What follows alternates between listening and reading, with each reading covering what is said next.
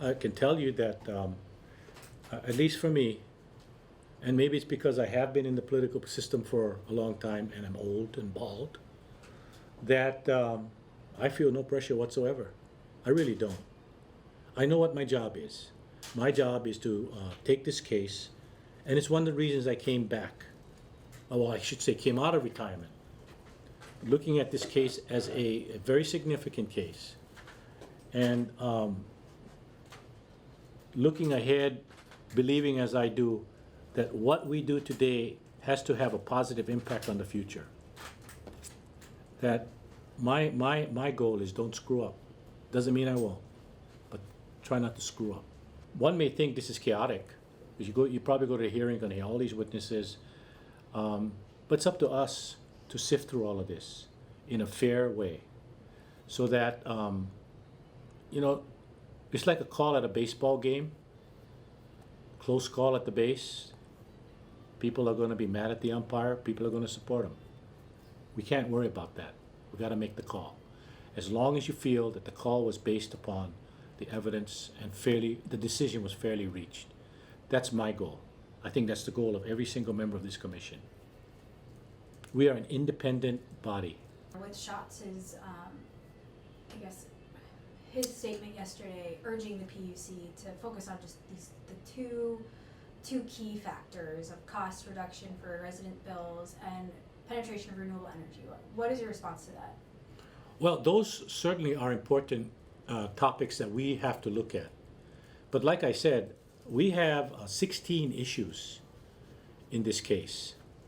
One of them is the economy. How does it affect the economy? And so you have to look at what's going to happen to this company. You have one of the parties being the IBEW representing workers. How are you going to deal with the workers? We have as an issue whether we're going to, because the company is so big, whether the financial size of the HECO companies relative to NextEra will result in diminution of regulatory control. Will we lose our ability to provide good, sound regulatory oversight over a company which is this big and so diverse? That's an issue before us. It's an important issue. Is it a concern, or is it just something? It's an issue we have to deal with. Like I said, we got 16 issues, and we have to consider all 16 when we make our decision. Broken down into two broad categories. It's not the categories that the senator had spoken about. The two categories are, is it in the public interest? Second, is the applicant fit, willing, and able to perform its duties? And under that are numerous issues that we have to address to resolve those two questions. Schatz mentioned some concern of whether the sale would distract from other decisions before your agency. What progress have we made on PSIP, DER, LNG? Well, in the 8 months I've been here, we've made a lot. As you know, I think you interviewed me when I first came. Those 4 major dockets were sitting. I hadn't been acted upon. Since that time, we issued a DER decision. We are in the process of issuing a second DER decision. That's demand distributive energy resource, PVs. We issued a decision on decoupling. We issued a decision on demand response. Demand response is looking at battery storage, time of use, etc. We presently have a consultant interacting with Hawaiian Electric to revise and update Hawaiian Electric's demand response plans. The PSIP, Power Supply Improvement Plan, which is a very major decision because it deals with a whole lot of technical issues. We're working on that now. And I can say without qualification that the acquisition case is major. It's here. It has not distracted us from the other things that we are required to deal with. I kind of chuckled when I read what the senator said. That's a criticism we used to get. I was a state senator. When we had a major issue at the legislature, and people thought that one issue would distract a body of 76 legislators from dealing with the other thousands of bills that have to be decided upon by the legislature. It doesn't. To put it another way, we're ambidextrous. We can do two things at once. So there should be no worries. So the governor's stance that his opposition. The governor can express his view, and he's welcome to it. And I can understand why he took that position. He's developing his own energy policy. This is not part of his energy policy. Same thing with LNG, which is also going maybe before us. And so, he has a job to do. He is the executive. He leads in policy creation.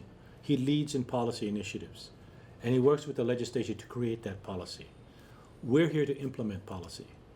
And right now, as I see our job, is when we make a decision, we are constrained or bordered by what the law is, what the policy initiatives are as institutionalized in the statute.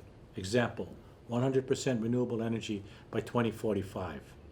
Our job then is, how do we implement that policy in the context of utilities, distributed energy generation, demand response, the grid, the solar decisions that we had to issue? All of that comes into play. We could have said, for example, if we had no renewable energy policy, we could have said no to all of them because there was no pressure to drive towards renewable energy, but there is. And so how do we look? Now we look at these 7 solar farms, we balance it, the renewable energy goal, 100%, along with cost to the ratepayers. That's always in balance. Remember I mentioned every single case we have, what Senator Schatz talks about, it's always in play. And so that's what we had to deal with in the 7 solar farms. Do you still expect the decision to be made by June? Well, yes and no. The no is this. It sounds like a wimpy answer. Sounds like I just got elected to office. But I tell you why. If we can finish the hearings, and I know there was one blog that said we're in La La Land thinking we can have this hearing over in 12 days because we have 12 days scheduled at Blaisdell. We chose the Blaisdell Center because we checked all around. We have 31 parties. If you assume each party brings 3 lawyers, that's almost 100 people. Then you have their witnesses. That's over 100 people. Plus the PUC. Plus media if you want to come. Plus anyone in the audience, anyone in the public who wants to come.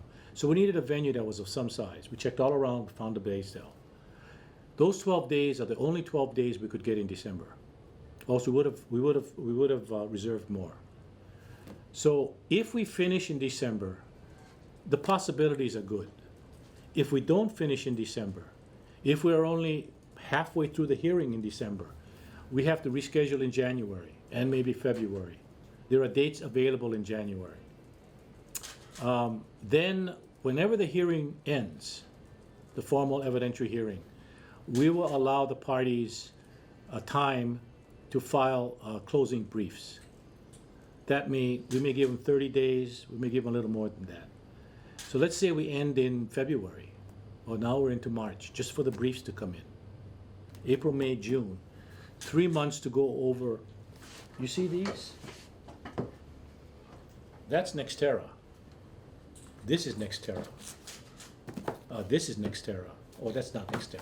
But that's all NextEra. Those are NextEras. And not that I'm going to read every single folder, but I'm going to try to read as much as I can to go back over what people have said, to look at the direct testimonies that have been submitted, to look at the cross-examination of those who have submitted direct testimonies, to see what, if any, there was any penetration into what they were saying. Then we're going to make a decision. The staff will have to absorb all of this. The staff will be drafting a decision, however long that's going to take. You take a decision like this, which is a draft of the DER decision. Remember I said we're going to issue a DER decision? This is the DER decision, the draft that we're going to be looking at and reviewing. Now, That's nowhere near this. So, it may take us 3 months to get there. My June deadline, when I mentioned June, it's not a deadline for me. I was asked, when could we expect a decision? And I gave June, which I thought, if we could finish the hearing in December, was a reasonable time for us to act. It's not because HECO and NextEra, their acquisition agreement, had put June 31st as a deadline. I didn't even know that when I talked about June. I really didn't. June, it just happened to coincide.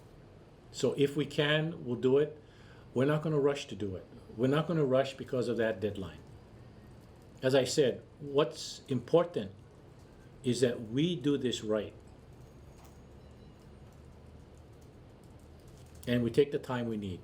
Have you spoken to Schatz or Ige in No. regards to the NextEra sale? In general terms, yes. Not the Schatz.